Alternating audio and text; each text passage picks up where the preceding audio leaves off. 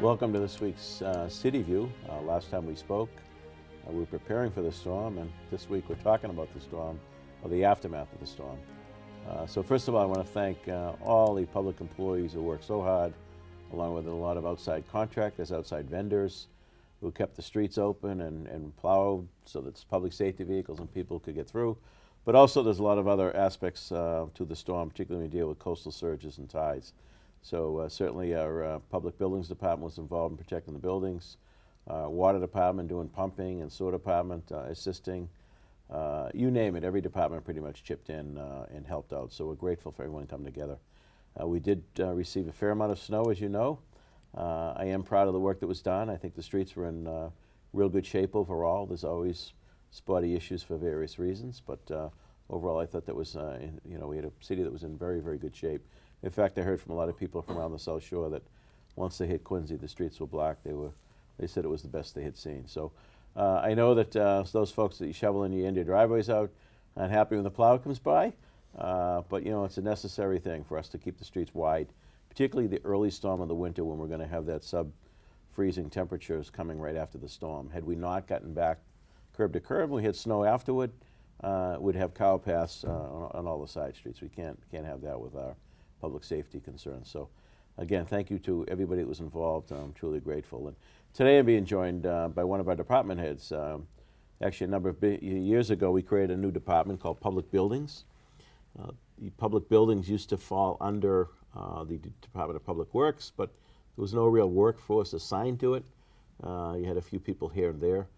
And the school department had their own separate maintenance division, which oversaw the school side of the maintenance. We put them together, and since that time we've been able to grow the department with more trades folks, whether electricians, plumbers, carpenters, painters.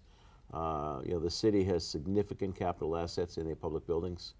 I know folks that are certainly familiar with City Hall and some of the schools, but we've got some 20 school buildings. We've got 8 firehouses. There's 3 branch libraries in addition to the Crane Library.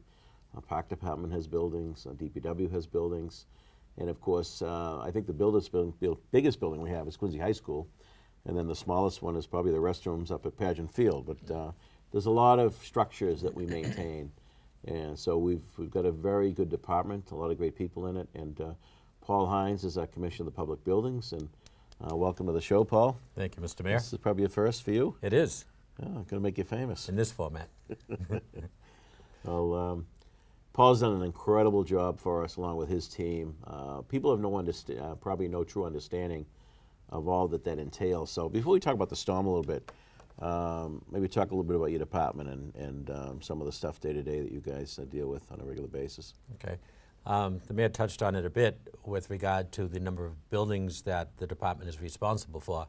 But in addition, it seems the more successes we have, the more broadly the word building is defined. We've got the stands at the stadium, we have walls and fences, we have radio towers, we have stone water towers. So it's a pretty diverse inventory of buildings and structures that we're responsible for properly maintaining.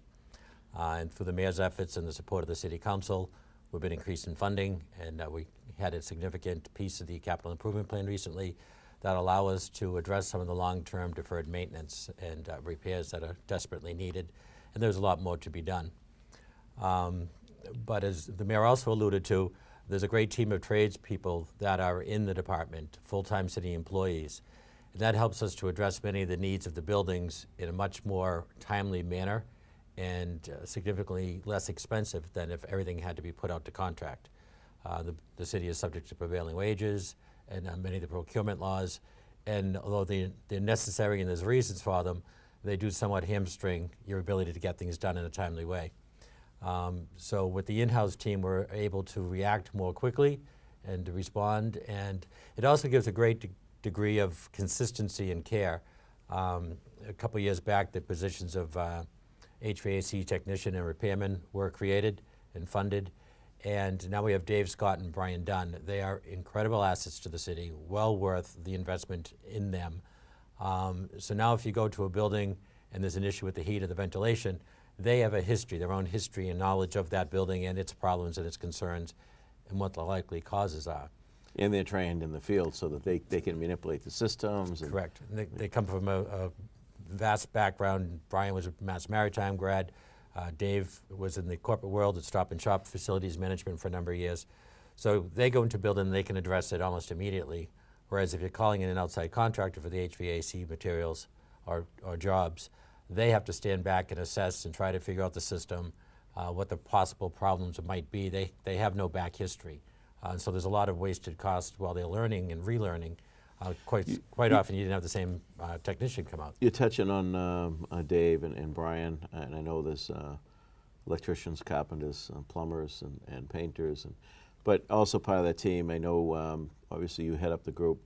We have Gary Cuniff, who is a structural engineer by trade. Correct. He was with some architectural background, so I know he's helpful on the special projects and the new construction. Walter McDonald had his own construction business for years. He understands the trade very, very well. Correct. Another great asset. Kevin Murphy, I know he works day to day with the trades guys, and he was a tradesman himself, so he gets the deal when he's out in the field and how to get things done. Mick Monahan, another one, in construction field himself. So these are people that bring with them a great skill set. Correct. As well as, I always say, a lot of people that come to work for the people that I like to hire. What do they bring to the table? The passion for the city and loyalty to the city, and we got some great people in your department doing that. We absolutely do. And that was evident this weekend with the response to the storms. Even in our office staff, Fiona Durkin and Shelley Dean, our energy sustainability director, they're valuable assets to the city as well. Fiona and Walter, everybody really came together this weekend and pulled off what we did. Fiona's in there, and then we also have Sue and Sue Stilley and Tom Galvin, who also assist, I know, in the admin end, and then of course a number of great tradespeople, certainly. And as the storm was going on, just so people understand this, the highway department and DPW is running a snow operation. That includes the park department, cemetery department, other employees that help. Park example, the park guys, they do the school grounds and handle the snow effort in some of those areas. And then while that's going on, you have a water main break, and the water department's handling that. And then there was a backup of a sewer up on Quarry Street, so you have these sewer department guys out in these temperatures doing that. Police and fire coordinating with Public Works on getting people out of homes that were flooded. So all these things are happening at the same time. Well, everyone's pulling on the resources. And of course, public buildings, we had, we watched the buildings, certainly with the temperatures. There's protocols that Paul and his department institutes so we prevent any freeze-ups. Custodians are involved in watching the buildings more closely. But with the tidal surge, we had two major events that hurt the public buildings. One was the Kennedy Center, and one was the Broad Meadows Middle School. Paul, maybe we could talk about the Kennedy Center first and what happened. Yeah, that makes sense. That's the first one we discovered. The Kennedy Center, which is the old Miles Sanders School. Miles Sanders School. Yeah. And it was built at the same time as Broad Meadows by the same architects. And they did a great job designing the school level above sea level. It stymies me, and I have no idea why they put the mechanical rooms below level. So with this tide surge, the record tide surge, higher than even the blizzard of '78, those boiler rooms were flooded out. The tide it had just overwhelmed the pump system. Overwhelmed the infrastructure. Just literally could not hold back the sea. So when I got the call that it was flooding beginning at the Kennedy Center, I had to park at CVS and walk to the Kennedy Center and literally wade through ocean water waist deep when everybody else was going home. So I got into the Kennedy Center. I saw there was about 5 feet of water in the boiler room. The boilers were underwater. The emergency generator was underwater. All the pumps were underwater.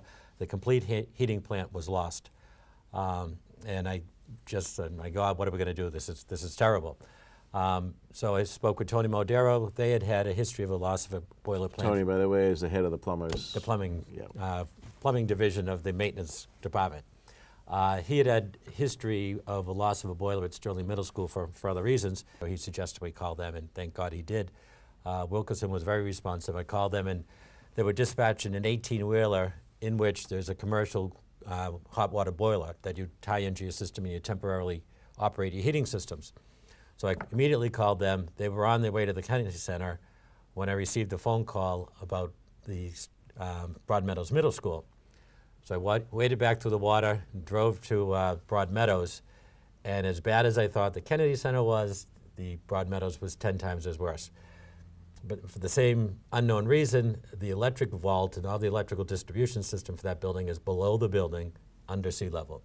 That room had 8 feet of water in it. The primary wires from the National Grid service of the pole were underwater. The entire building lost its electrical system. It blew out the generator, shut down the bilge pumps, flooded out that boiler room, flooded out the auditorium. It was a complete disaster down there. You're getting technical now. Tell people what a bilge pump is. Bilge pump is actually a boat term. I should have said sump pump. Many of you have them in your basement. It's designed to pump the water out before there's a problem. But again, we lost the power plant, but that's not to say that that sump pump could have kept up with that surge of water as well. Because when the town river rose, there are necessary vents into the transformer room that's below grade, and it just flowed in there. There was actually ice flows in the building. The storm surge came in so quickly. But one of the reasons to get the boiler going was to keep the building going, to protect both the pipes of the heating system, but also domestic water from freezing up and bursting. Correct. That's one of the advantages we had. If there's any silver lining to what happened at the Kennedy Center, is that it never lost power. So its emergency generator was underwater, but it wasn't needed. So when we're able to divert the temporary boilers to Broad Meadows, we still had to get through the night Thursday with no heat in the building. So we literally, Dave, Scott and I, at the high tide at night, out in the water with cardboard covering the vents to the buildings, opening cabinets, commandeering all the secretaries, administrative staff's little space heaters, put them in the bathrooms, turning on the ovens in the kitchen, just to put whatever heat we could in that building. So by the time Friday morning came, it got down to about 36 degrees in that building, but we did not have a freeze up. We were able to ward that off. And outside it was minus what? Oh, I don't even know at this point. And then so Friday, where we still had the power plant, we were able to, through Bay State Rentals in Quincy, get a number of commercial grade electric heaters. And Steve Salvador, Eddie Davis, and Walter Pincos from our department accommodated the wiring of the building, pulled all the breakers out, and wired these temporary units into that building. And they were able to heat the building to probably about 55 degrees. And that carried us through so that Friday night wasn't an issue with the freeze up. But Friday morning, we put the call into P.J. Kennedy and Sons. Paul Kennedy lives in Squantum. He was out on site, met me at 6 a.m. Immediately took a list of what was needed to be done. On the site, took the circulator pumps out. This is back at the Kennedy Center. This is back at the Kennedy Center, yes, on Friday morning. Literally pulled the circulator pumps out on the spot, sent them out, had them rebuilt and back on site that day, ordered 2 new boilers, had them on the site that day, Friday. And on Saturday morning, they showed up at 5 o'clock with a crew of about 6 or 7 pipe fitters and plumbers.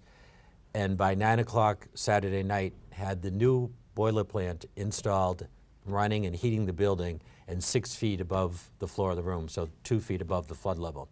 So 54 hours from high tide to complete replacement of that boiler room system, thanks to the efforts of P.J. Kennedy. Well, they're an Herculean. outstanding company with great talent, but Yeah. they also love Quincy. I know Correct.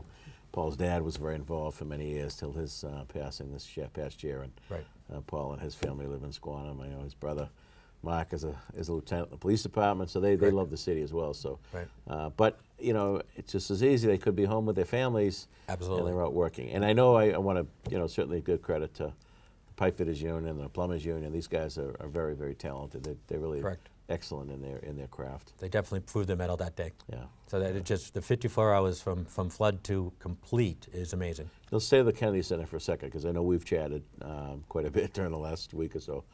But in addition to raising the boilers, when the good weather comes, we're going to go in and make other adjustments. Correct. The current generator was ruined, so there's a new generator on order. When that's received, that's going to be installed at the same 6 feet off the floor, the same 2 feet off above the current flood level, the 15-foot flood level. The hot water, domestic hot water heat has already been raised up and replaced. That was done today. And that leaves, some electrical equipment and switchgear and stuff that when we get out of the heating system will be all brought up above that flood level. So if down the road, or when down the road, that room floods again, it'll be an indoor swimming pool, but all of our equipment will be up above the waters, and we won't have the concerns. Do we hang that from the ceilings? How would they actually install? Kennedy, when they did the boilers, came in that morning with steel and welders and literally welded this monstrous staging type apparatus on site, fully more welded. Of a platform. Correct. Yep. And those boilers were up on top of it, Excellent. which, because was more difficult to work on, not only is it amazing the work that they did, but they had to do it from step ladders to reach these higher boilers. Wow. So it was really a challenge for them. And it's not at all thrown together. It was wonderful work. It's really, our level, it was really, it did a remarkable job. Well, thanks to P.J. Kennedy and Paul and his crew. Yeah. Another people I didn't mention, excuse me for interrupting, is sure. Inspectional Services. Jay Duker and his team, they made themselves available, so whenever during the weekend we needed inspections, they were on the site. So there was no delay. For example, when National Grid comes in, they need an inspection before they retie the building in, is that? Correct, which is a good segue back to Broad Meadows. The National Grid transformers were underground in that vault. They were flooded out and short-circuited and ruined. So for Thursday night, we had to disconnect the building from the telephone pole, the electrical service. Friday morning, they were able to determine that the transformers were no good. So then they had to get the transformers, to get a crew, all the while dealing with all the other emergencies across eastern Massachusetts. So they got them in, wired them in, and then our contracted electricians, Sanibel Electric, came in and started to wire the building to those new transformers, but we couldn't turn them on. National Grid couldn't reconnect to the pole until they were inspected. Yeah. So the electrical inspectors came out in the middle of the afternoon, did as we requested. They didn't pull any punches. They inspected it. It was legit. And we were able to go back on the pole to give us a limited amount of the building's power back to help with the other systems. And while you're on things we're talking about transformers, I was openly critical of National Grid a few years ago when we had a summer hurricane with the time it took to get people back up and running. But I got to say, National Grid was outstanding for us this weekend. And just what you described. Yep. And these guys were working. You explained some of the conditions to me for some of the different workers. They're out in the storm, crawling around on the ground, and that's no fun at all. Yeah. I'd love to tip the hat to Joe Carroll and Joe Cardinal of National Grid, because they literally were at our beck and call, and they responded as quickly as they could with whatever team we needed. And that really made the difference as well. Both excellent to deal with. Yeah. Yep. So what's next for Broad Meadows? I know similar, Kennedy Center, we get ahead of it a little bit, but Broad Meadows is a little more complicated. So end of heating season, we're going to go in there and make those adjustments as well? Correct. Broad Meadows is not out of the dark. The lights are on, but it's not out of the dark. Our team was able to, with the generator failed, they were able to get that back up and running and power some of the building's lights and emergency systems with that generator while we're waiting for the National Grid system. So right now, the students missed the day of school Monday, but the building opened Tuesday for school. And they were able to do that because we had Wilkinson boilers. There's two boilers, a steam one and a hot water one. There's two different heating plants in that building. So they're both still operating on these boilers that are in trailers in the parking lot with hoses run and tied into the building systems. And that's another group I have absolutely got to call out is for praise is Wilkinson Mobile Boilers. Friday morning and Saturday morning, where everybody else was hunkered down in their houses, these poor guys were out there lying in the snow, below zero temperatures, connecting these machines to this building. And they were lying so long that they themselves were becoming snowbanks because the wind was blowing off the town river and just piling the snow on top of them as they worked. And they were out there 10 and 12-hour days. And I can't say I would have done that work, and they did. They saved us. They truly saved those buildings. Well, I don't know if anybody, Quincy's ever heard of Wilkinson, but who knows, maybe there's some people from Quincy that worked for that company. We're grateful for all their efforts as well. It was remarkable. I know you mentioned Jay Duker, and I talked about some of the departments. Everybody just came together and did what they had to do. They understood the severity of the storm, the gravity of the situation, and just jumped in and did what they could do. So, I know that from time to time the public is critical of public employees, sometimes with good reason. Mm-hmm.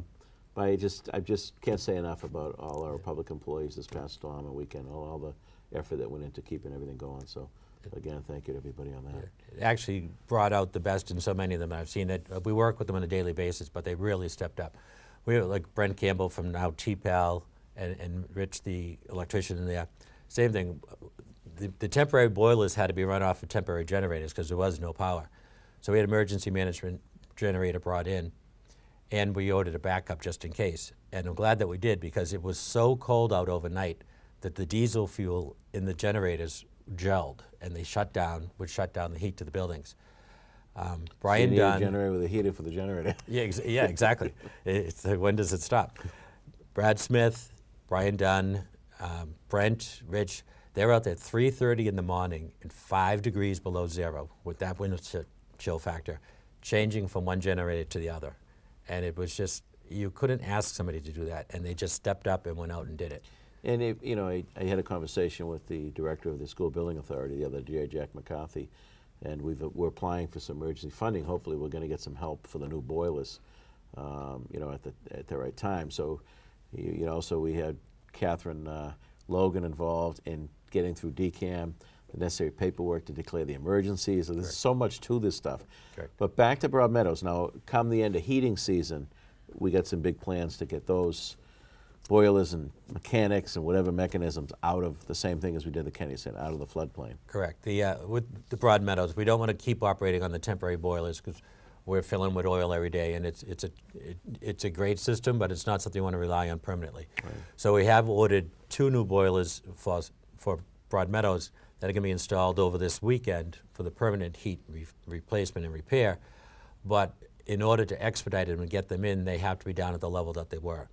So that'll get us through the heating season. But then you're absolutely correct. Our plan is to raise everything up in that room as well. The problem is there's still 2 of the original steam boilers. They're these big, they look like they're from the Titanic, and they're covered with the asbestos and the rest that we really should completely replace. So we're going to try to pursue through the Mass School Building Authority a statement of interest to rebuild that boiler room in its entirety. So the goal is the same thing, raise everything above the floodplain, get it up and get it safe so if it ever happens again, right, the building still operates and you don't risk losing it. And I don't want to get on this road again, but I know that when we took office dealing with the Honeywell, this was another example why we'd have 2 separate heating systems, and it wasn't all dealt with at the time. But that's the last time I'm going to mention it. I won't. The boilers that flooded out were put in by Honeywell down on the floor, right, not up high. They should have been raised at the time. The code absolutely required it. Yeah. Okay. Well, we should be, I'm sure we'll be working together on this and going to the council for some assistance. And I know the school committee is always cooperative, and they should be because the city's paying for it all anyway. Yep. Shouldn't be any pushback from the schools. But I know that when we're through with that this coming summer, whatever we get for reimbursement, everything will be up to standard and code.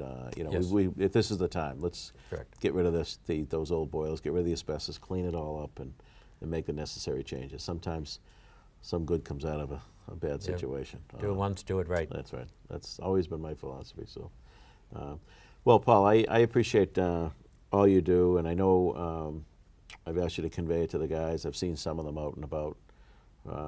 Grateful for all of their work. Again, all the various departments coming together. It's been a crazy week, and now we're as we're taping this, I've been on the phone with Commissioner Grazioso and Superintendent Prendeville. They get backhoes all around the city trying to dig out storm drains because we're going to get some 2 to 4 inches of rain. I know. This weekend. So here we go which again. causes me issues with completely different buildings. Right, of course, yeah. Leaky roofs and all those things. Yeah. But I got to say, over the last several years, I know that folks at home, we've talked a lot about infrastructure. In the early part of my tenure as mayor, we've tackled a lot of major building issues. And through the School Building Authority, and I'm grateful to Treasurer Goldberg and our legislature for funding the program, we've been able to do, a new high school, a new middle school, run a second new middle school with the Sterling program underway. And we've got all kinds of money for boilers and buildings and new windows and doors and energy programs. And so we're, these are capital assets. I say this to people all the time. Just like you have a home, you got to maintain your home, your roof, your heating system. It's no different, except it's a lot more expensive with commercial buildings. And you pay now, you pay later. You got to protect these capital assets. In fact, when we go, and I know you're aware of this, Paul, because your previous life in the law office, you wear some of the legal aspects. But when our bond people in the ratings agency look at the city, Correct. It's not just about how much money you have in the bank account, but what are you doing to improve your capital assets and to maintain them? Because if you're not keeping up with that stuff, they know that's a hit on your value because that's a liability long term if you're not dealing with it. So we're constantly talking about infrastructure because we're a good-sized city. We're an old city with a lot of old buildings, old pipes, old seawalls, old roads that we got to tackle. So Paul's world is the buildings. His department is an outstanding one, and we've been able to grow that department. And quite frankly, the schools are thrilled.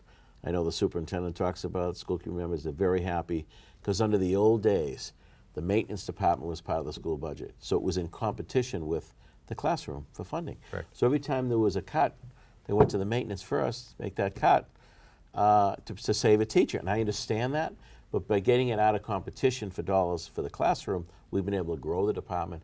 And in the end, the schools are getting much more service, much better service. Right. So we're doing a good job with our assets.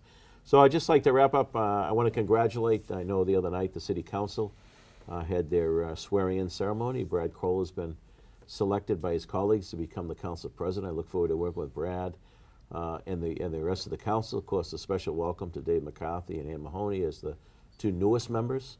Congratulations to the others for being reelected. I look forward to working with each of them. And this week we'll also be swearing in 3 school committee members.